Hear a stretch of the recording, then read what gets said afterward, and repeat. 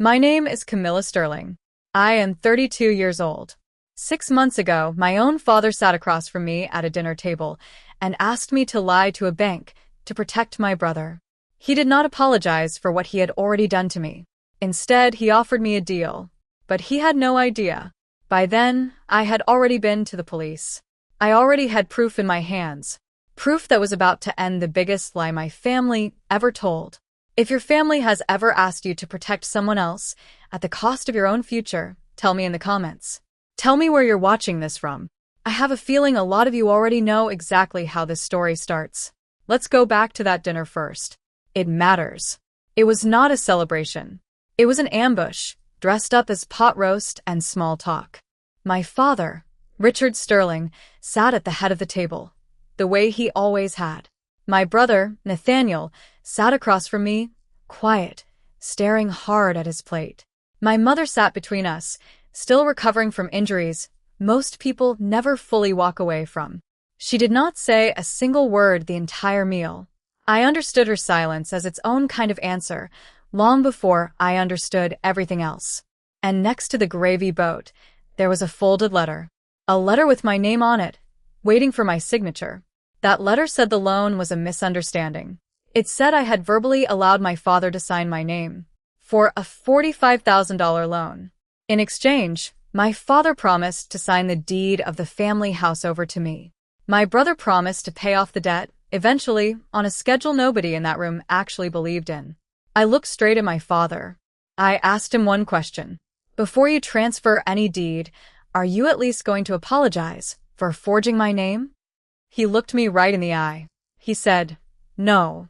He said he had a duty to his son. He said he had nothing to apologize for.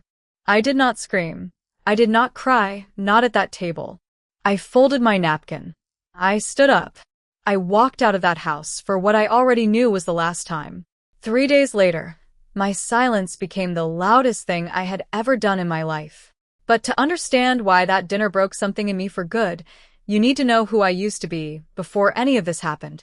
2 years before that dinner, I had a completely different life. I was 30 years old. I lived in Chicago. I worked as a software engineer, building fraud detection systems for a healthcare payments company. I spent my days teaching computers how to notice when a number did not belong. I never imagined I would need those same instincts inside my own family. Then one Tuesday afternoon, my phone rang. It was my Aunt Vivian. My mother had been in a severe car accident on the highway outside Austin. She was alive, but barely. She needed surgery. Then she needed months of care. I packed up my Chicago apartment in 2 weeks.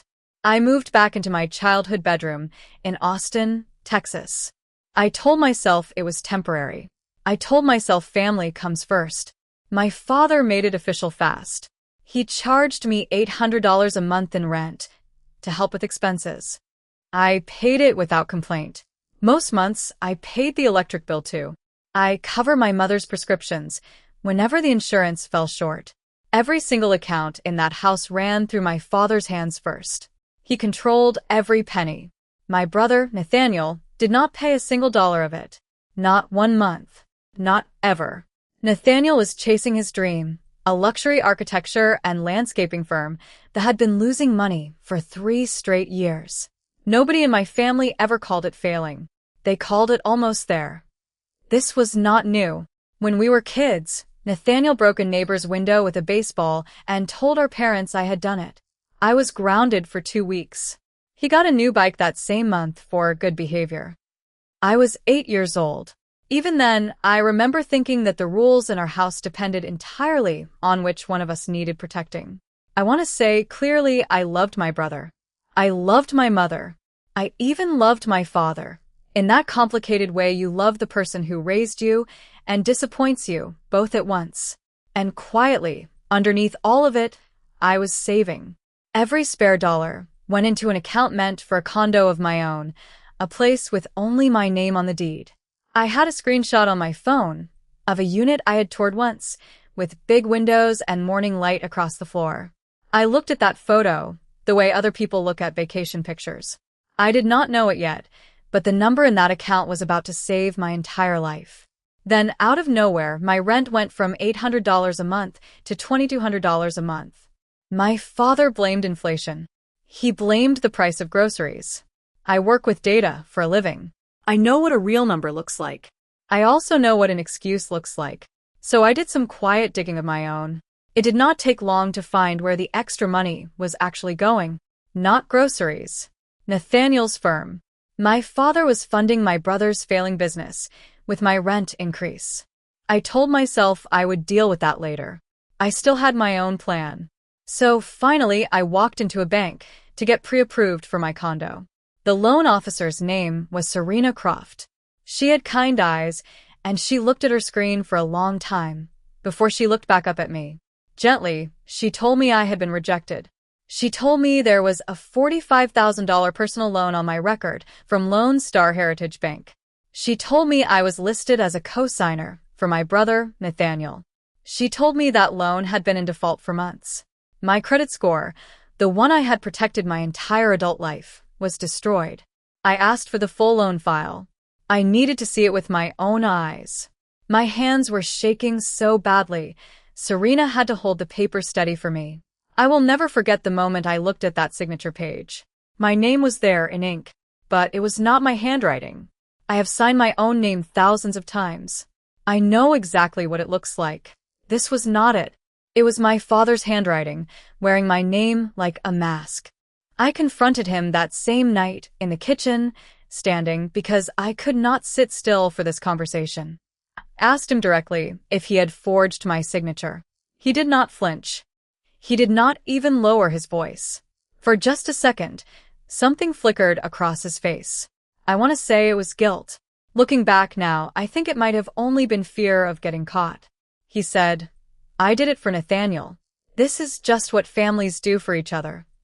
This is just what families do for each other." I want you to sit with that sentence the way I had to sit with it. Then came the second blow. He told me if I went to the police, I would be the one sending my own brother to prison. He told me to stay quiet. He told me not to make a big deal out of it. That night, I lay awake. I kept hearing his voice, over and over. This is just what families do for each other. Somewhere around 3 a.m, I decided he was right about one thing only. This really was what my family did. So I made a decision. I was done being part of it. I did not scream. I did not confront anyone else. Instead, I got to work, quietly, the way I handle everything. I called my best friend, Chloe Jensen. Chloe has known me since college. She did not ask if I was sure. She only asked what I needed. Within 2 weeks, we found a small apartment across town, owned by a sweet retired woman named Mrs. Higgins. Mrs. Higgins did not ask many questions either. She handed me the keys and told me the radiator sometimes rattled at night, but it always settled down by morning. One evening, while my family was out at a relative's gathering, I rented a van. Chloe helped me load every box of my life into it in under 3 hours. Before I walked out that door for the very last time, I left 3 things on the kitchen table. The first was my house key. The second was a short goodbye letter, 4 sentences long. The third was a spreadsheet. Every single dollar I had spent on that household for 2 straight years, itemized, dated, totaled. I am a software engineer. I speak in data. So when I finally said goodbye to my family, I said it in the only language they had ever really used with me. Numbers. I did not know it then, but that spreadsheet would end up mattering more than any words I could have said out loud. The first night in that new apartment, I sat on the floor because I had not unpacked the couch yet. I ate cold takeout out of the container, and I listened to that rattling radiator, and I cried for the first time since this whole thing started. Not because I regretted leaving, because for the first time in 2 years, nobody needed anything from me. The next few months were the hardest of my life. Not because anyone hurt me again, because almost no one called at all. My mother did not call. Nathaniel did not call. Only my Aunt Vivian called every single week, just to make sure I was eating, that I was sleeping, that I was still standing. Mrs. Higgins left a casserole outside my door one Sunday with a note that just said, "You look tired." I still think about that casserole more than I think about most of my family. Then, once the bills at the family house stopped getting paid on time, the silence broke completely. Suddenly, everyone had my number again. Relatives I had not heard from in years started calling. Each one had almost the same message. Come home. Fix this. Think about your family. One cousin actually told me I was being dramatic over paperwork. I did not argue with any of them. I just kept quietly building my case and quietly building my life, one paycheck, 1 week, one signature that was actually mine at a time. Eventually, my parents invited me to that dinner. The one I told you about at the very beginning. The pot roast. The folded letter. The deed they dangled in front of me, like a reward for good behavior. You already know what happened. I asked my father for one apology, before any deed, before any deal. He looked me in the eye and told me no. That was all I needed to hear. I did not sign their letter. I drove straight from that dinner to the police station. I filed a report. I signed a sworn affidavit stating that my father, Richard Sterling, had forged my signature on a $45,000 loan. Because of that report, my name was cleared completely. The debt fell back where it always belonged, onto Nathaniel and my parents. To avoid being charged with fraud himself, my father had to make a painful financial settlement with the bank and with the county. Once my name was clear, my credit score slowly climbed back to where it used to be. On an ordinary Tuesday afternoon, one that felt far too quiet for how much it actually meant, I closed on my condo. Big windows. Morning light across the floor. The exact kind of unit I used to save as a screenshot on my phone. My name on the deed. All on my own. I cut off contact with almost everyone in my family after that. I kept exactly one relationship. My Aunt Vivian, the only person who ever told me the truth, even when the truth made everyone else in that family uncomfortable. Today, I host free classes on Saturday mornings at my local library. I teach women how to read a credit report, line by line. I teach them how to protect their own name legally, before anyone else can borrow it without asking. Last month, a woman in one of my classes told me her brother-in-law had tried something almost identical to what my father did. She said my spreadsheet story was the reason she finally checked her own credit report. She found the problem in time. That is the whole reason I keep teaching. 6 weeks after the settlement was finalized, I got one text message from my father. It did not say sorry. It said, "I hope you're proud of yourself." I looked at that message for a long time. The old version of me would have called him immediately, desperate to explain, desperate to be understood. The new version of me typed back 4 words. I finally am Dad. Then I put my phone down and I did not check it again that night. He never apologized. Somewhere inside me, I think I always knew he never would. Eventually, I stopped waiting for it. That, more than the condo, more than the restored credit score, is the real ending of this story. If somebody in your life has ever asked you to sacrifice your own future so that theirs could stay comfortable, I want to hear about it. Tell me in the comments. I promise you, you are not the only person watching tonight who understands exactly what that feels like. You cannot buy love by underwriting somebody else's life, not even for family. The most important signature you will ever write is your own name on your own terms. My father taught me that a signature could be forged. He never once taught me that a name could be reclaimed. Mine is Camilla Sterling.